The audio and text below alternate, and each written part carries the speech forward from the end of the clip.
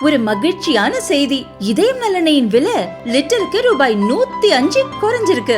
September 2023ல 1 litre இதயம் நல்லெண்ணெயின் அதிகபட்ச விலை ரூபாய் 503. ஆனா இப்ப 1 லிட்டர் இதயம் நல்லெண்ணெயின் விலை ரூபாய் 398 மட்டும்தான் தமிழ்நாட்டுல. அப்ப இனிமே எல்லாரும் இதயம் நல்லெண்ணெய் வாங்கலாம் இல்ல? நமக்கு மத்திய அரசு திருப்பி தர தொகை 0.29, அதாவது 29 பைசா மட்டுமே. அதே நேரம் உத்தரப்பிரதேசம் 1 ரூபாய் வரி கட்டினா அவங்களுக்கு திருப்பி கொடுக்கிற தொகை 2 ரூபாய் 75 பைசா. பீகார் 1 ரூபாய் வரி கட்டினா அவங்களுக்கு திருப்பி கொடுக்கிற ரூபாய் 7 ரூபாய் கொடுக்குறாங்க. அப்ப நம்முடைய தமிழ்நாட்டு அரசு இந்த ஒன்றிய அரசு வஞ்சிக்கிறது. நம்ம கொடுக்கிற வரி கட்டுற தொகையை கூட திருப்பி நமக்கு நிதி பகிர்வில தமிழ்நாட்டின் பகிர்வாக நமக்கு தர்றது கிடையாது. அதே போல பெரிய ஒரு மிக்சா புயல் வந்தது சென்னையில. நம்முடைய தென் மாவட்டத்துல எல்லாம் பெரிய ஒரு பெருமழை பெய்து பெரிய ஒரு இழப்பு ஏற்பட்டது. அதே போல பெஞ்சால் புயல் வந்தது விழுப்புரம் உள்ளிட்ட அந்த சுற்று வட்டாரங்கள் எதுக்குமே நிதி தரல. பேரிடர் நிதி பகிர்வு செய்யப்பட்டிருக்குது. தமிழ்நாட்டுக்கு மட்டும் கிடையாது, மற்ற ஒரு 8 மாநிலத்துக்கு பகிர்வு செஞ்சிருக்காங்க. 1075 கோடி கொடுத்திருக்காங்க. ஆனா தமிழ்நாட்டுக்கு கொடுக்கல. அதே போல பாத்தீங்கன்னா ஆயுர்வேத நலத்துறை கொடுக்க வேண்டிய 184 கோடி இது வரைக்கும் அவங்க நமக்கு கொடுக்கல. 100 நாள் வேலை திட்டத்துக்கு ஒரு 1532 கோடி ரூபாய் இது வரைக்கும் ரிலீஸ் பண்ணல. கல்வித்துறைக்கு 2132 கோடி ரூபாய் இது வரைக்கும் ரிலீஸ் பண்ணல. இவ்வாறு எந்த எடுத்தாலும் நம்முடைய தமிழகத்தை வஞ்சிக்க வேண்டும். அது என்ன தமிழன் தலை நிமிர்ந்து நிற்கிறான், சுயமரியாதையோட நிற்கிறான். ஏன் புதிய கல்விக் கொள்கையை ஏற்றுக்கோங்க, கேட்டுக்கிட்டா நாங்க கல்வி நிதியை ரிலீஸ் பண்றோம் சொல்றாங்க. எங்க தலைவர் கரெக்டா சொல்லிட்டாரு. கேட்டீங்களா எல்லாரும்? நம்முடைய தலைவர் அவர்கள், கழக தலைவர் அவர்கள், நீ 2000 கோடி என்னையா 10,000 கோடி கொடுக்காட்டாலும் ஒன்னும் உங்க நிதி வேண்டாம், நாங்க பாத்துக்கிறோம் துணிஞ்சு நெஞ்சு நிமித்து சொல்லிட்டாரு. என்னன்னாலும் சரி நாங்க சமாளிச்சுக்கிறோம், நீ ஒண்ணு போண்டா. அதுக்காக நாங்க மும்மொழி கொள்கையிலயோ இல்ல புதிய கல்விக் கொள்கையோ கையெழுத்து போட மாட்டோம் என்று துணிந்து குரல் கொடுத்த முதல் குரல் கொடுத்த ஒரே தலைவர் நம்முடைய தலைவர்கள். ஆனா மக்களிடையே இன்னும் பேசப்படுகிற இலக்கிய இலக்கணங்களோடு இன்னும் வரைக்கும் பெருமை மிகுவதோடு வளர்ந்து வருகிற ஒரே மொழி தமிழ் மொழி தான். ஆக தமிழ் மொழியை நம்ம செம்மொழி அந்தஸ்து பெற்றிருக்கு. எல்லா உலகமெங்கும் பரவி இருக்கிறாங்க தமிழர். காரணம் நம்ம 2 மொழியை தான், இருமொழி கொள்கை தான் பின்பற்றோம். பேரறிஞர் அண்ணா நமக்கு வகுத்து கொடுத்த கொள்கை. பேரறிஞர் அண்ணா சொன்னது போல இருமொழி கொள்கை தான் பின்பற்றோம். ஒண்ணு தாய்மொழி தமிழ் மொழி, இன்னொன்னு இணைப்பு மொழியாக ஆங்கிலம். நீங்க ஆங்கிலம் படிச்சதுனால உலகமெங்கும் இருக்கிறான் தமிழர். அமெரிக்காவுக்கு போனாலும் அங்கேயும் தமிழர் பெரிய பெரிய பொறுப்புகளா இருக்காங்க. கூகுளோடைய சிஓவா இருக்கிறது சுந்தர் பிச்சைன்னு ஒரு தமிழர். ஆஸ்திரேலியா போனா அங்கெல்லாம் 5 லட்சம் தமிழர்கள் இருக்கிறாங்க. கனடா போனா 5 லட்சம் தமிழர்கள் இருக்கிறாங்க. சிங்கப்பூரா சரி, மலேசியா, எந்த நாட்டுக்கு போனாலும் தமிழர் அங்கு தலை சிறந்து விளங்குகிறார். நல்ல பணியில இருக்கிறாங்க. பெரிய பெரிய நிறுவனங்களை நிர்வாகக்கூடிய நிர்வாகத்துல இருக்கிறாங்க.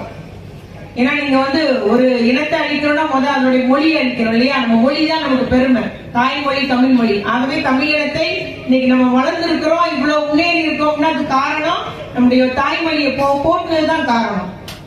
இருமொழி கொள்கையால் நம்ம நல்ல வளர்ச்சி அடைஞ்சிருக்கோம். ஆகவே இவங்க பின்வழியா நம்ம மொழியை அழிக்கணும்னு நினைக்கிறாங்க. இதுவரைக்கும் ஹிந்தி பேசுற ஆதி காலத்துல உள்ள ஒரு போட்டோ வந்துருச்சு வாட்ஸ்அப்ல. எல்லாரும் மாநிலத்திலையும் மராத்தி சொல்றாங்க. எல்லாரும் கட்டாயம் மராத்தி படிக்கணும்னு சொல்றாங்க. மராத்தி மாநிலத்தில் எல்லா மாநிலமும் தங்களுடைய தாய்மொழியை காக்கிறதுக்கு இப்ப தொடங்கிட்டாங்க. நிறைய பேர் சொல்றாங்க, உண்மைதான், எங்க தாய்மொழி மறந்து போச்சு, பேசுறதுக்கு ஆள் இல்லை, என் பிள்ளைங்க பேசல, ஒண்ணுமே இல்லைன்னு சொல்லிட்டு எல்லாரும் நம்ம முதலமைச்சரை கருத்துக்கு அகில இந்திய அளவுல இன்னைக்கு ஆதரவு வந்திருக்கு.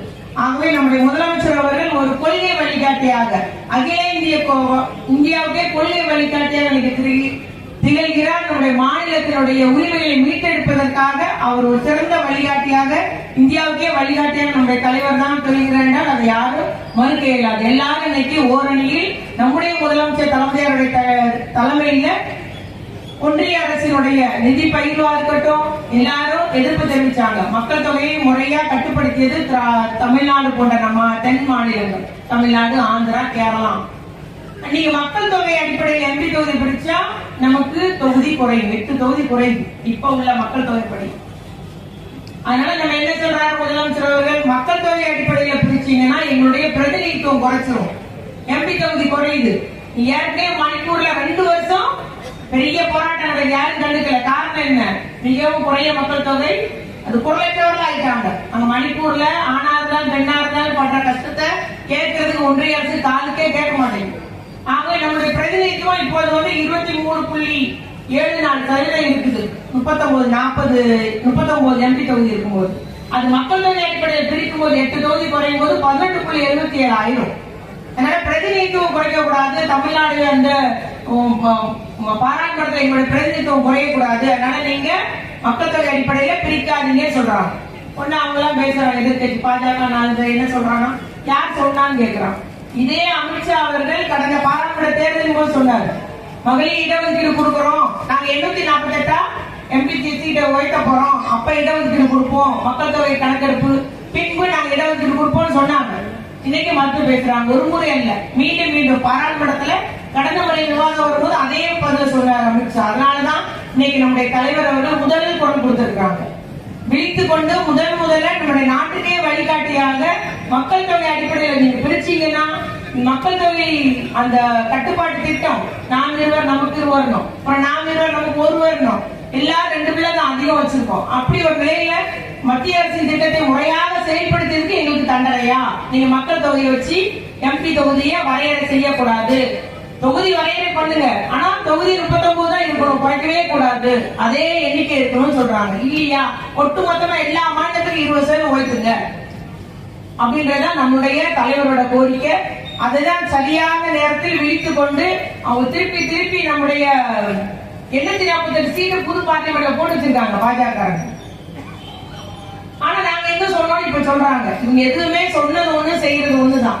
ஏன்னா நமக்கு வந்து காஷ்மீருக்கு சிறப்பு அந்தஸ்து ரத்து செய்வோம்னு சொன்னாங்க, இல்லையே ஒண்ணுமே பண்ணல, சொன்னதை செய்யல.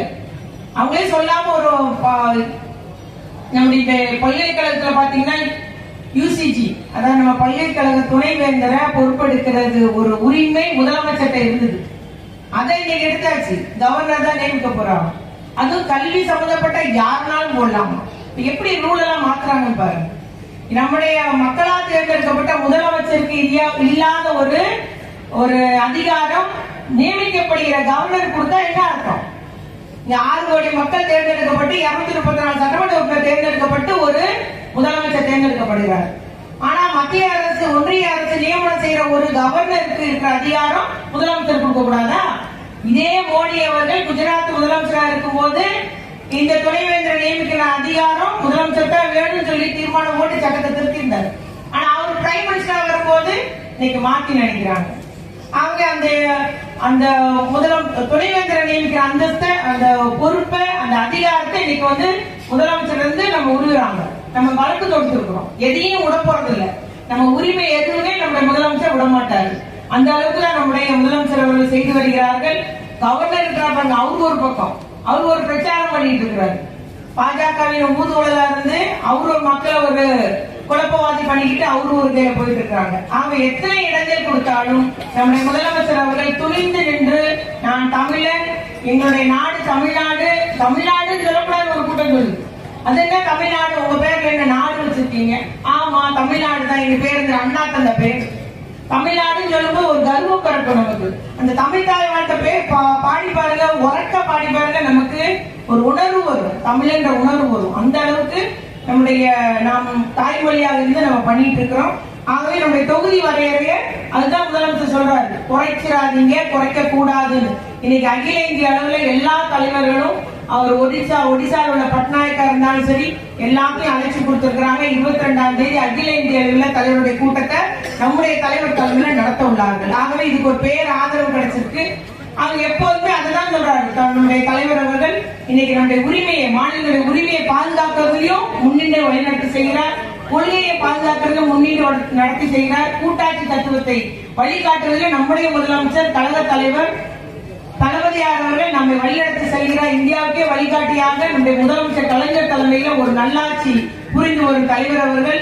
என்னதான் நீங்க இடைஞ்சல் பண்ணாலும் எல்லாத்துக்கும் ஏழை எளிய மக்களுக்காக நல்லாட்சி புரிந்து வரும் நம்முடைய தலைவர் அவர்கள் இன்னைக்கு இந்தியாவுக்கு வழிகாட்டியா இருக்கிறார். ஆகவே நிச்சயமாக தமிழ்நாடு போராடும், தமிழ்நாடு வெல்லும், அதுதான் இலக்கு என்று நம்ம முதலமைச்சர் தந்துள்ளார்கள்.